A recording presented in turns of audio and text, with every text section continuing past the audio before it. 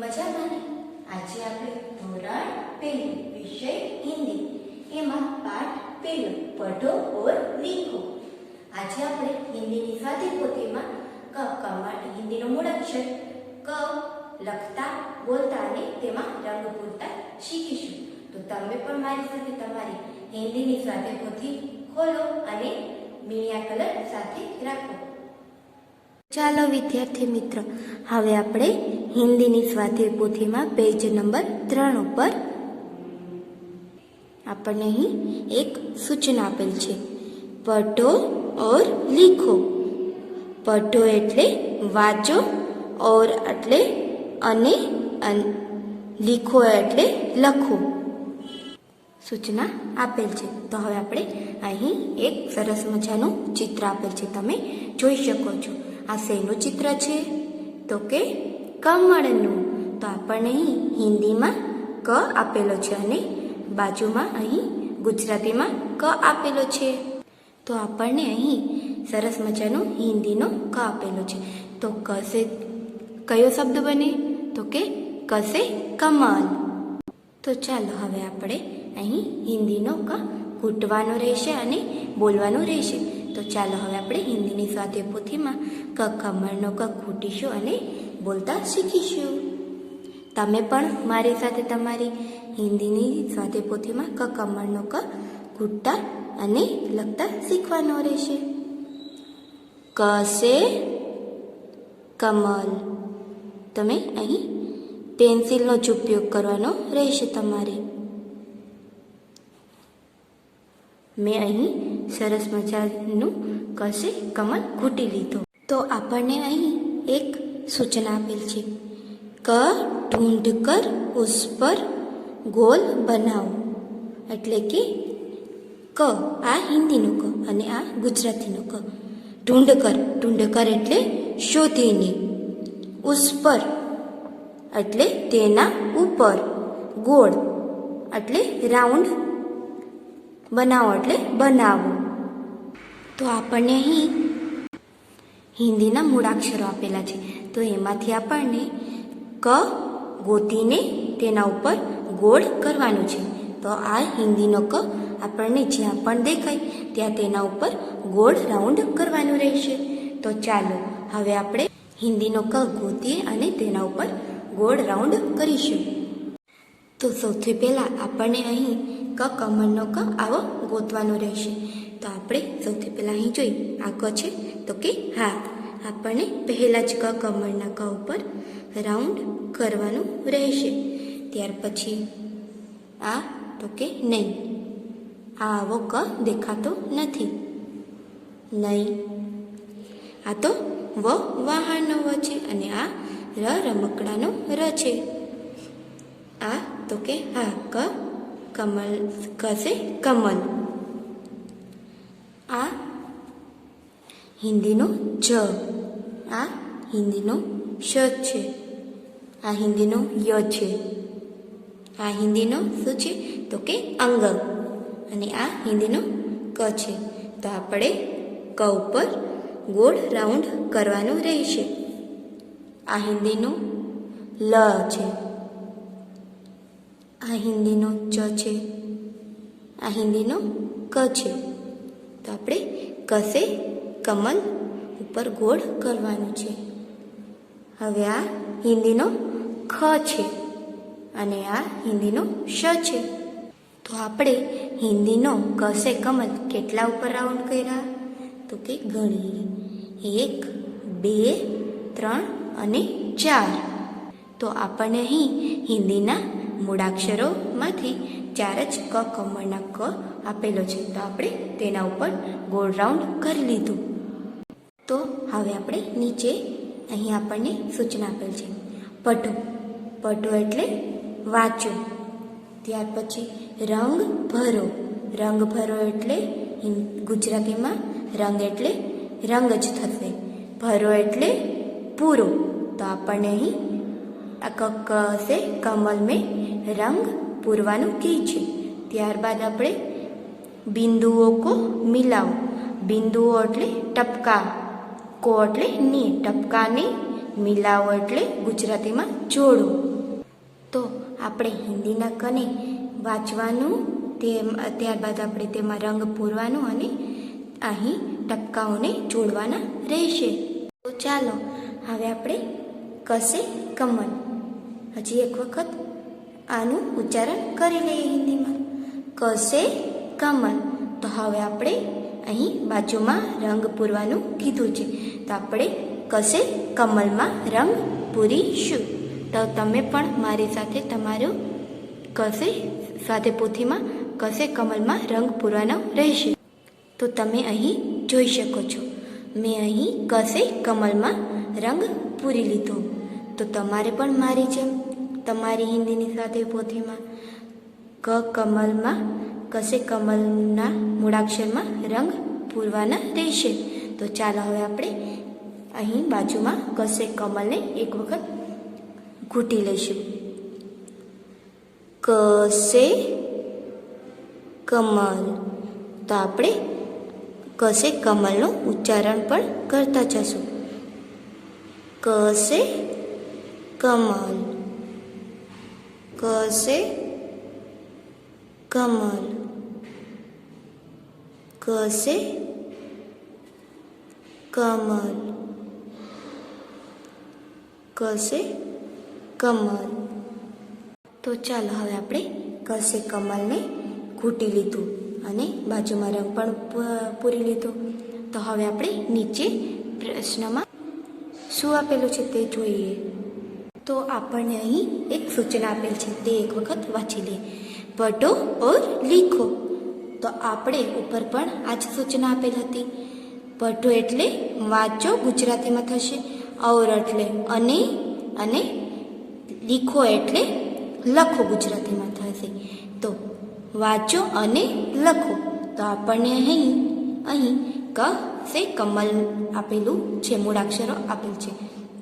તો આપણે સૌથી પહેલાં કસે કમલ વાંચવાનું થશે અને ત્યારબાદ અહીં ટપકા દ્વારા બિંદુઓને જોડવાના રહેશે કસે કમલના, અને ત્યારબાદ આપણે લખવાનું રહેશે. તો ચાલો હવે આપણે કસે કમલનો મૂળાક્ષરનું ઉચ્ચારણ કરીશું અને કૂટતા પણ જશું. તો તમે પણ મારી જેમ તમારે કસે કમલનું ઉચ્ચારણ કરવાનું અને લખવાનું રહેશે. તો તમારે પેન્સિલનો જ ઉપયોગ કરવાનો રહેશે. તો ચાલો હવે આપણે કસે કમલને ઘૂંટી અને ઉચ્ચારણ પણ કરતા જઈએ. કસે કમલ, કસે કમલ. તો મેં અહીં કસે કમલને વ્યવસ્થિત રીતે ઘૂંટી લીધું. તો હવે આપણે તેને પાછું નીચે કસે કમલને ઘૂંટીશું. તો તમે પણ મારી જેમ ઘૂંટવાનું રહેશે. તો ચાલો હવે પાછું કસે કમલને ઘૂંટીએ અને તેનું ઉચ્ચારણ પણ કરતા જશું. કસે કમલ, કસે કમલ, કસે કમલ, કસે કમલ, કસે કમલ, કસે કમલ. તો આપણને અહીં ક કમળનું કને ઘૂંટી લીધું. તો હવે આપણે બાજુમાં પણ ખ કમળના કને ઘૂંટીશું અને ત્યારબાદ અહીં નીચે લખતા શીખીશું.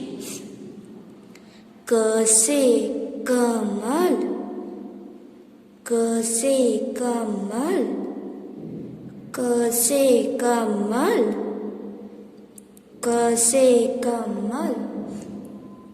તો તમારે પણ ઘૂંટતી વખતે કસે કમલનું ઉચ્ચારણ કરવાનું રહેશે. તો ચાલો હવે ફરી પાછું આપણે કસે કમલને ઘૂંટી અને તેનું ઉચ્ચારણ કરીએ.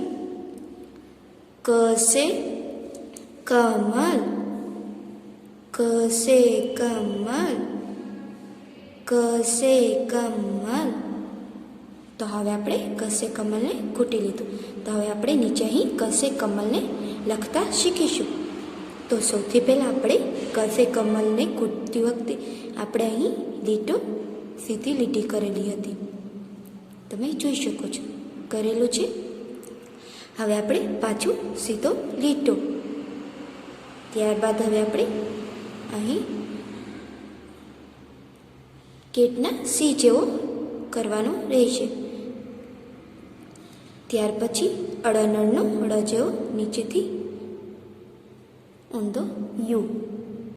તો ચાલો હવે આપણે ફરી એક વખત આને ખૂટી લઈએ. કસે કમલ, કસે કમલ. હવે આપણે બાજુમાં પણ કસે કમલને ઘૂંટીશું અને ત્યારબાદ નીચે લખીશું. તો સૌથી પહેલાં કસે કમલનો સીધો લીટો, પછી ત્યારબાદ પણ સીધો લીટો. કસે કમલ, કસે કમલ. હવે આપણે નીચે અહીં કસે કમલને લખીશું. કસે કમલ, કસે કમલ. હવે આપણે નીચે પણ કસે કમલને લખીશું. કસે કમલ, કસે કમલ. તો હવે આપણે અહીં કસે કમલના મૂળાક્ષરને લખીશું. ધ્યાનથી અને વ્યવસ્થિત રીતે આપણે કસે કમલને લખવાનું રહેશે. જેવી રીતના આપણે કસે કમલને ખૂટ્યું તેવી જ રીતના આપણે કસે કમલને લખવાનું રહેશે અને તેનો ઉચ્ચારણ પણ કરવાનું રહેશે. કસે કમલ, કસે કમલ, કસે કમલ, કસે કમલ. હવે આપણે બાજુમાં પણ કસે કમલને લખીશું. કસે કમલ, કસે કમલ, કસે કમલ, કસે કમલ. તમારે પેન્સિલનો જ ઉપયોગ કરવાનો રહેશે. કસે કમલ, કસે કમલ, કસે કમલ. તો ચાલો વિદ્યાર્થી મિત્રો, હવે આપણે કસે કમલનું ઉચ્ચારણ કરી લીધું, ખૂટી લીધું અને લખી પણ લીધું. તો હવે આપણે પાછળના પેજ ઉપર જોઈએ. હવે આપણને સ્વાધ્યાય પોથીમાં પેજ નંબર 4 ઉપર સૂચના આપેલ છે. અહીં આપણને ગોળમાં ક को कसे शुरू होने वाले चित्रों से जोड़ो. એટલે ગુજરાતીમાં પણ આપણને અહીં આપેલ છે કને કથી શરૂ થતા ચિત્રો સાથે જોડો. તો આપણે હિન્દીને વ્યવસ્થિત રીતે વાંચીશું. ક, તો આ હિન્દીનો ક અને આ ગુજરાતીનો ક. તો આપણને અહીં ગોળમાં ક આપેલો છે હિન્દીનો. ક કો કસે, કની, કો એટલે ની, ક એટલે ક. સે શુરુ, સે એટલે થી, ગુજરાતીમાં થી. શુરુ એટલે શરૂ, ગુજરાતીમાં શરૂ થશે. હોને વાલે એટલે થતા, ગુજરાતીમાં થતા. ચિત્રો, ગુજરાતીમાં પણ ચિત્ર જ થશે. સે જોડે, સે એટલે સાથે, જોડો એટલે જોડો, ગુજરાતીમાં પણ જોડો. ક ને કથી શરૂ થતા ચિત્રો સાથે જોડો. એટલે આપણને અહીં ક કમળનો ક આપેલો છે. તો કથી જે પણ ચિત્ર દેખાય તેને અહીં આની સાથે જોડવાનું રહેશે. તો ચાલો હવે આપણે અહીં ચિત્રમાં કસે કને જોડીશું. તો સૌથી પહેલાં આપણે અહીં શેનું ચિત્ર આપેલ છે? કમલ. તો આગળ આપણે કસે કમલને એવો શબ્દ બને છે. તો આપણને અહીં ક નાનો આપેલો છે, તો આપણે તેને જોડવાનું રહેશે. કસે કમલ. ત્યારબાદ હવે આપણે ને અહીં ટોપીનું ચિત્ર આપેલ છે, તો ટોપીમાં તો ટનો ઉચ્ચારણ થાય છે, તો ત્યાં ક હિન્દીનું ક, અહીં આપણને કનું ઉચ્ચારણ નથી થતું. તો હવે આપણે નીચે જઈશું. કંકી, તો અહીં મેં કનું ઉચ્ચારણ કરેલું છે, તો આપણે અહીં કને જોડીશું.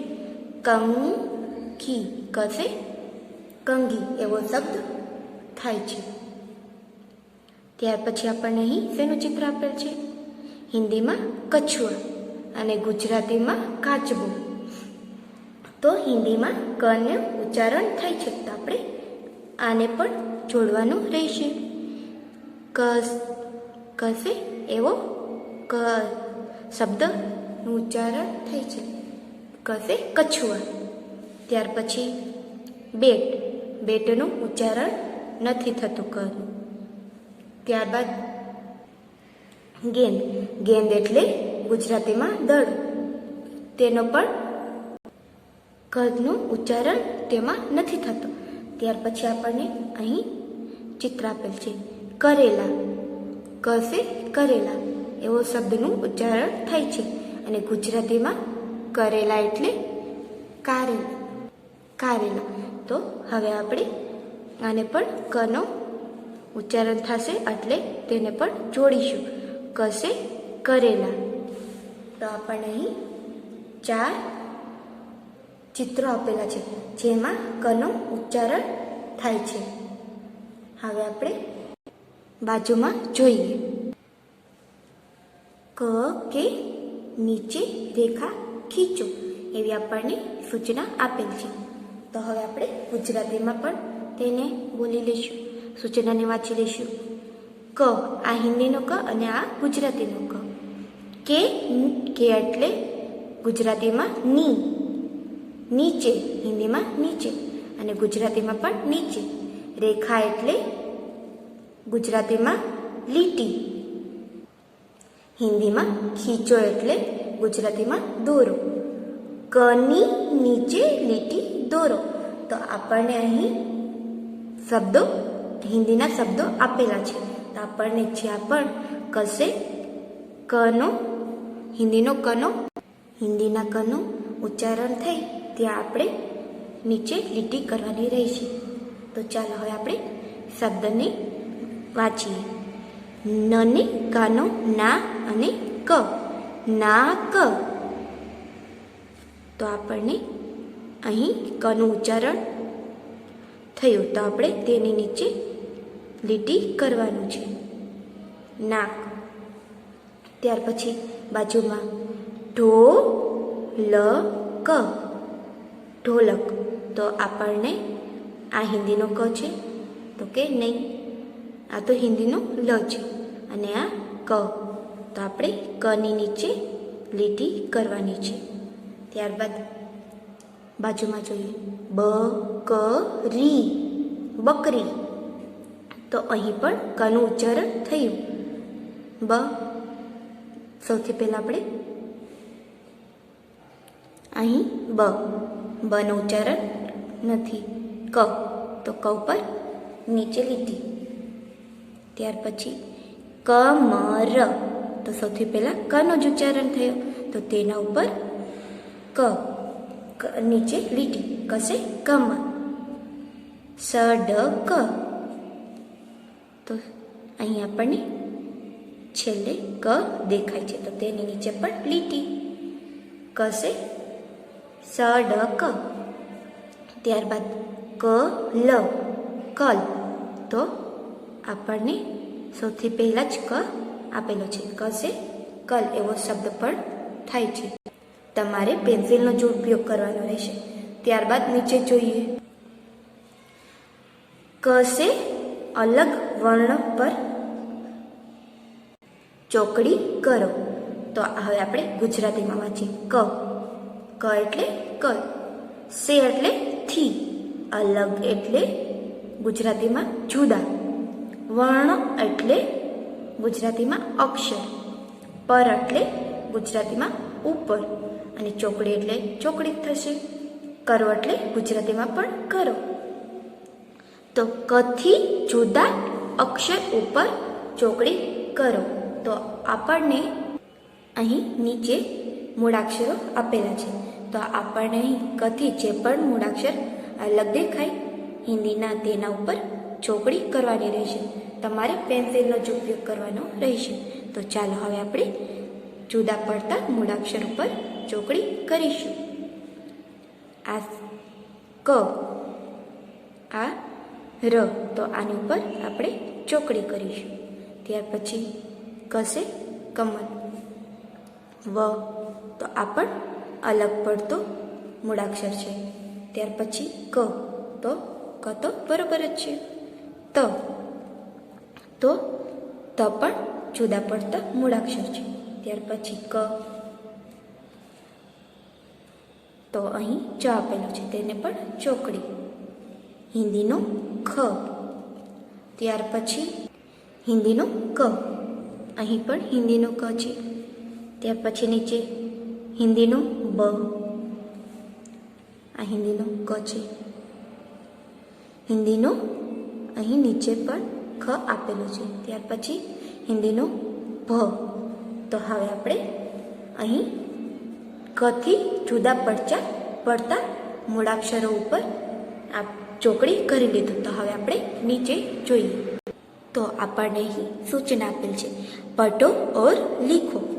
પઢો એટલે વાંચો, ઓર એટલે અને, લીખો એટલે લખો. તો આપણને અહીં ચિત્રો આપેલા છે અને નીચે શબ્દો આપેલા છે. તેને આપણને વાંચવાનું રહેશે, પછી ખૂટવાનું અને લખવાનું રહેશે. તો સૌથી પહેલાં આપણે અહીં શેનું ચિત્ર આપેલ છે?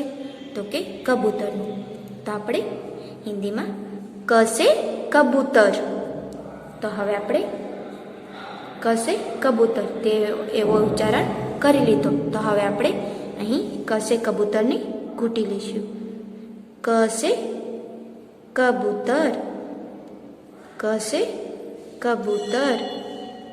ત્યાર પછી આપણે નીચે અહીં કસે કબૂતરને લખીશું. કસે કબૂતર, કસે કબૂતર.